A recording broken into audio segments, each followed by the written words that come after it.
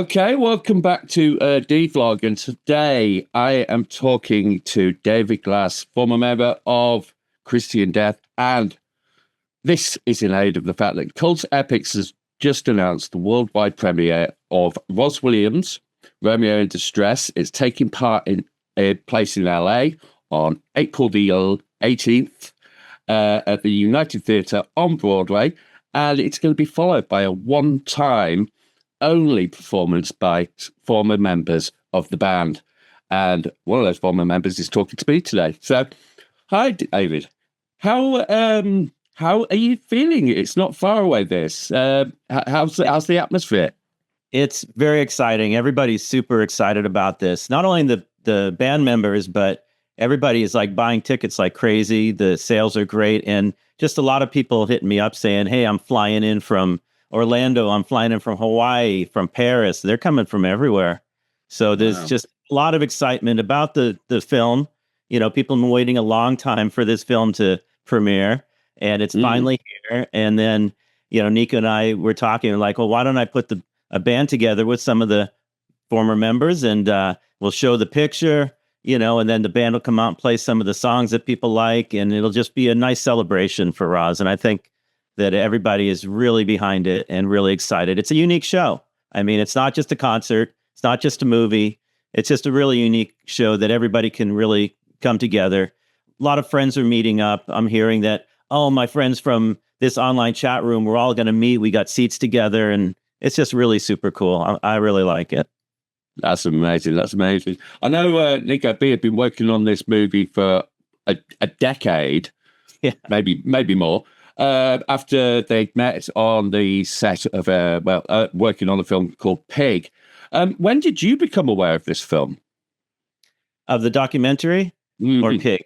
The documentary, yeah. Yeah.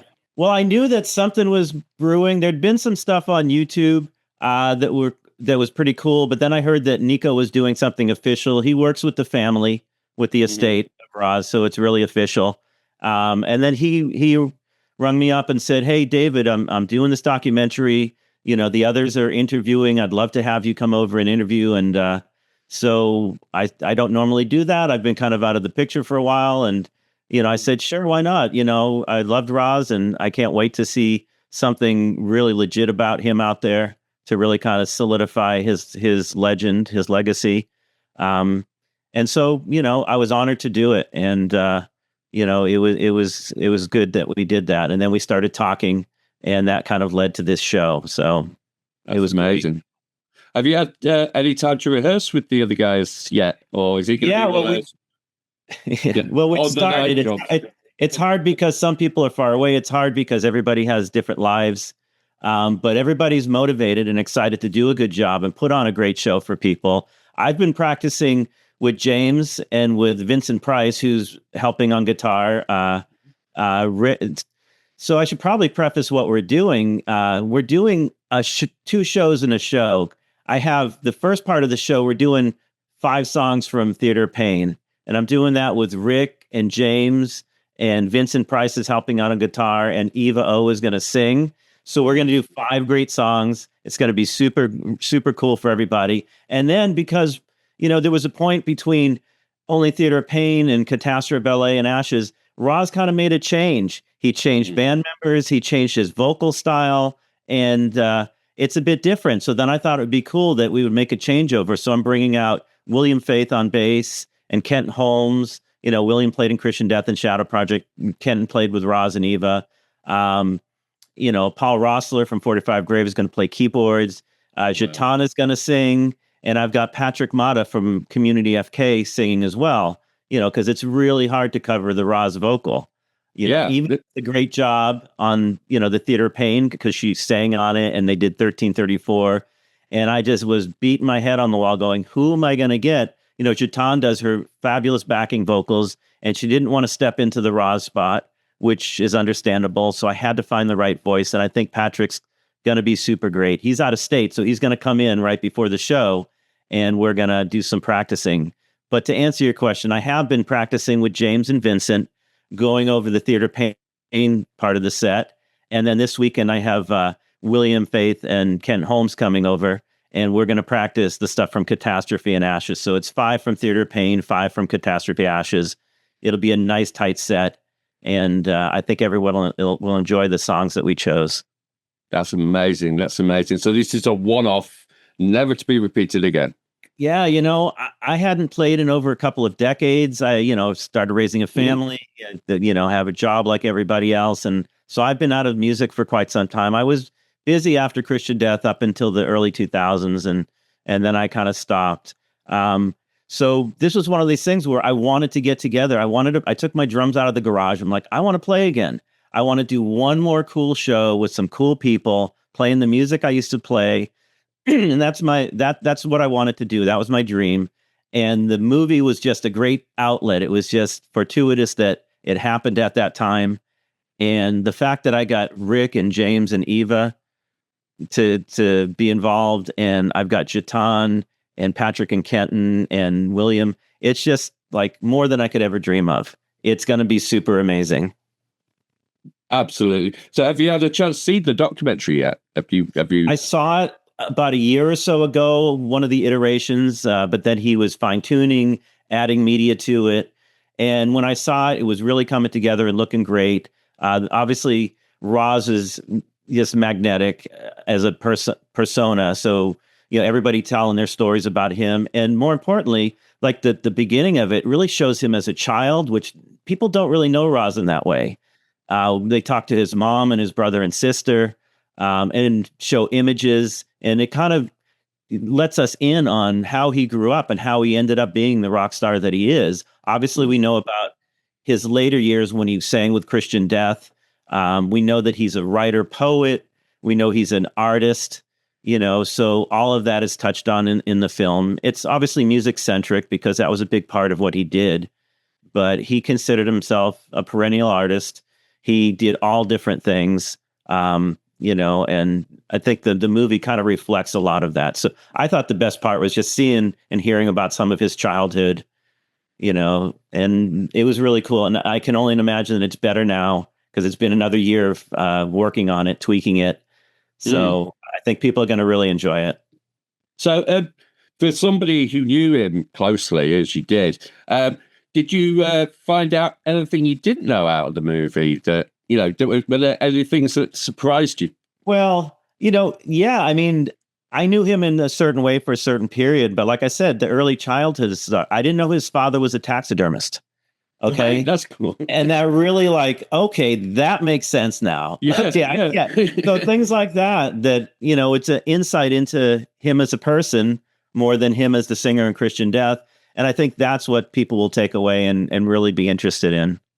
Absolutely. I mean, the thing I've always thought about the band was that the influence was so far-reaching, and you see it all over American culture these days, especially with the Gothic. The Gothic influence on American culture is not to be downplayed, and the band was doing it we had it in the UK here with Sisters of Mercy. I'm in Leeds at the moment, coincidentally, the home of it all. And we heard about it here, but in the States, it was a much more sort of muted thing where it was an underground thing. It was.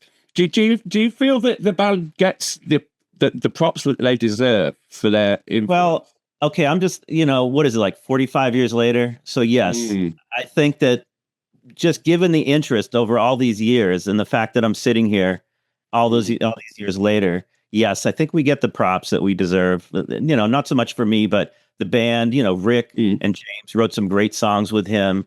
Shatan and I did some great work with him. And I worked with him later in Shadow Project and stuff like that. So I do think that the band is influential. People have noted that. People, artists of note have said, that the band or Rozz was influential. And how can it not be? Everybody has it.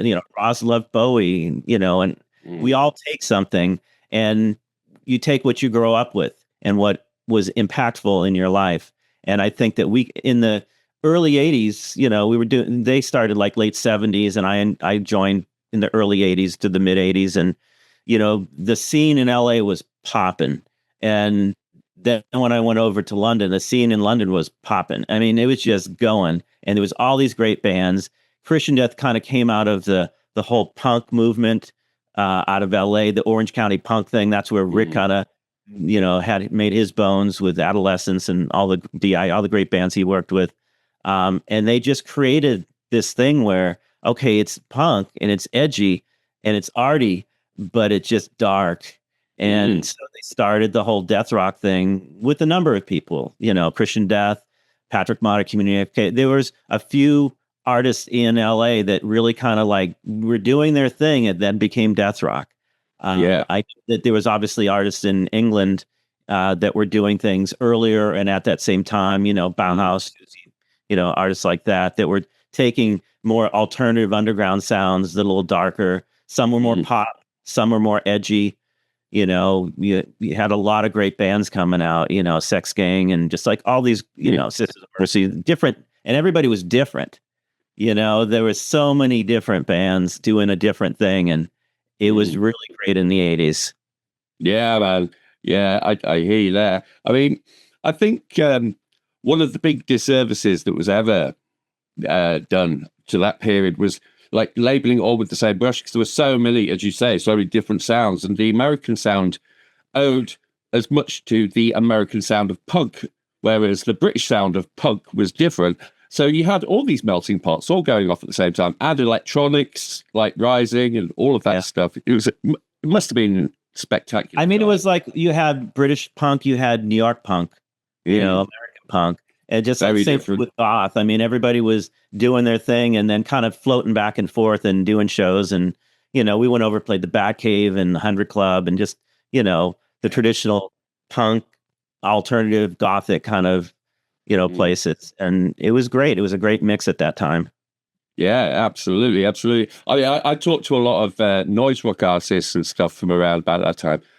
It's one of my personal loves. And just I think that period of time was so creative and lots of things were happening. It was like just such a melting pot of things, like technology getting better and, bands had like things were new as well. Things there was ground to be broken. A lot of it. I mean, people doing so many different things. It's like, you look at other bands like Flesh for Lulu and bands like that were just. Were they really gothic? Yeah, kind of, but everyone is doing their thing and we kind of fit into where we fit into, but there were so many different types of bands. It was just a really exciting period of time. Do you think the music was darker because it was like, it was the political climate was dark? Yeah, I mean, for some, I'm sure they took it that way. Others, they were just like evolving from what was there, whether it be from new wave or from punk or whatever, and putting their own kind of like thumbprint on it, their own edge to it. And, there's nothing better than, a bunch of people showing up in a room and creating something. And it's like, they're the only ones that can create it because it's coming out of them. And so it's unique. There were just so many different bands and doing different things and a lot of clubs to support that. A lot of live clubs where, you could go out, any night of the week and see different bands playing and different bands playing together, even if they didn't naturally fit together. Absolutely. So with the archival footage and all that, how does it feel so many decades later, looking at that through a modern lens, being someone who lived it? Yeah, I mean, it to me, it's hard. We just absorbed it as we went. You're just living in the moment. We didn't know what we were creating. We were just doing it. And now looking back, obviously we're older and, excited by, the imagery and the music and the things that we did. And, I'm personally excited by the reaction of the people. I go on to YouTube and I look at the videos, whether it be a live video of us or some stuff off the record, and just look at the comments. And it's really cool to look at the comments. People genuinely excited. People saying, "Oh, I wish I would have been there. I wish I would have seen that." Or "That was me in the purple shirt in the front." And just really cool stuff. I like that. And I think that's the lens, the perspective I like, is just looking at what other people are saying about it. Because I was in the band. We were working and you don't know what you're doing while you're doing it. But you look back and reflect on what other people felt and saw. And it kind of brings those emotions and those feelings back as well. Absolutely. I've asked a few people this question as well, which is this: did you ever give yourself time to like appreciate what you'd done? And the answer is always no. We're always pushing forward. It's like you never stopped at the time when it was happening. Never. Yeah. No, I mean, back then it was all DIY. It was all underground. We were eating a lot of cheese sandwiches on the road, so it was a hard living. But it was great because our life, our world was just going to the next gig or writing and making a new record. You make the record and then you take it, you go on the road, and then you have that little spot in between, and it was revolving over and over.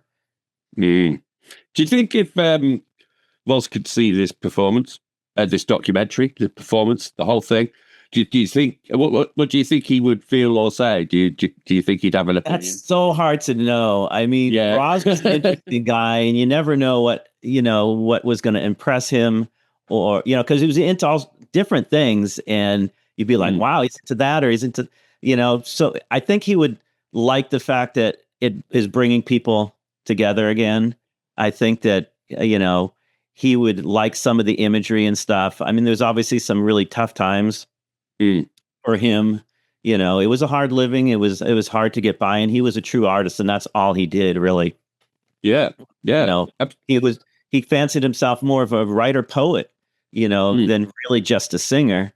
And so I know he spent time doing that and creating different types of art, different types of music, and he was ever evolving. If the one thing I did notice in the film is that all the different looks and imagery, he was always reinventing, always looking different. His hair, his makeup, his clothing, just always different. It's amazing the amount of different looks that Rozz has, and obviously very influential. You look at people, you can juxtapose them. It's like, oh, that looks like Rozz. He took the whole thing, and so he was, I think, influential in that way. But the way he just evolved and changed all the time. 1 minute he's in a dress, and next he's in a suit. His hair is orange. It's blue on one side. It's just like, and when you see those images pass in front of you, like, wow, that's really cool. That's somebody that was just growing and just doing stuff and not standing still at all. Yeah, much like his idol, David Bowie. Exactly. Yeah. I'm sure he had his influences, and I think that was definitely one of them. That's a great influence to have, man. Yeah. What? So, So after all these years, like thinking about it and all that, what do you think working with that band taught to you about your own voice as an artist? Did you take anything away that you did music post the band, didn't you? Yeah, I was in a couple bands before. I started like when I was 15, and then when I was about 18, that's when I met with the other group that became Pompeii 99, which eventually became Christian Death with Rozz. So I had done a couple things, and I made an album and did some shows, some bigger shows and whatever. And then when I got in Christian Death, it was a whole different thing, because we went over to Europe. It was my first time abroad. So that's just like, boom, I'm sitting in Paris. I'm 20 years old. What the hell? It's amazing. It was great. And it opened up a lot of doors. And the fact that the band was popular made it a little bit easier than struggling in a small unknown band. So it was a really great time and experience for me, to be, that age. And that's all I was doing was music, and I was doing with really creative people. And it was just the perfect crime, it was awesome. Did you come under any, well, you must come under some flack with it being the 80s, with the name of the band. Did that come up a lot? It did, and I know they were doing record burnings, and I know, religious groups, and I know that, some people took issue with it, and it's polarizing. You're like kids are like, that's amazing, that's so cool, and they can't wait to piss off their parents with the T-shirt, and others were like, that's just so terrible, and it's so, and others were curious. It's like, because obviously Jesus died, and is there that meaning of Christian death? Is it a positive meaning? Is it, so some people didn't know. And it obviously struck a nerve with some people, and it also obviously motivated people to really dig in and check the band out. Very controversial. And even today, it's like, if you name Gothic bands, death rock gothic bands. You know, you put your hand up and say, okay, name 5 of them. Well, Christian Death is on the hand. It's there. You know, there's no denying. Every kid that gets into the scene, they come across one of the albums. Some people get into Theater Pain first. Some people said, "Oh, Catastrophe was my first, listening of Christian Death." But yeah, I mean, I forgot where I was going with that. But it's just like it's just so amazing that after all these years, we're still talking about these records, and the band is still getting together. And you know, I'm really enjoying this, and I think everybody else is. In practice, everybody's feeling good, and they're genuinely excited about doing this show. And now everyone's feeling the pressure. Oh, we want to do a great job, and it's going to be great to get in front of people. Yeah, absolutely. I mean, so you said you hadn't played for a little while. You've been doing another job. Has this sparked a revival within you? Do you feel like making music? Well, I'm taking it one show at a time. I told myself I just want to do one more cool show and try to make it a good show, and we're doing that. So if everybody has a good time and there's no drama and we're feeling great, there's opportunity. Nico has got the film premiering now, and he's starting to get a lot of calls to bring the film to other countries and places, and they're hearing about the show, and they're like, "Hey, is the band coming?" So there's opportunity, there's demand, and if we have a good time, I think we might do some more. You never know, but for now, this is a one-off show. We're all tied to our lives here, and the different issues that we have. So we're making the time to do this, and then it's one step at a time. I mean, I would love to do more, of course. I mean, I can't do it. I can't really make a living at it.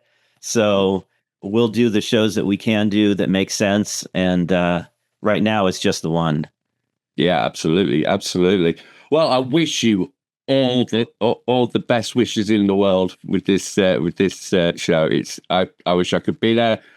Part of me hopes that you have a great time and bring it to the UK. I hear the movie's going to go to the UK, whether the band can make it or not. We'll see after this show. Absolutely. Absolutely. So, I'd just like to sign off with them. Have you listened to any of the bands, the newer death rock bands? Like, for instance, the New Skeletal Family, or who openly say that their biggest influence is your band, Have you checked out?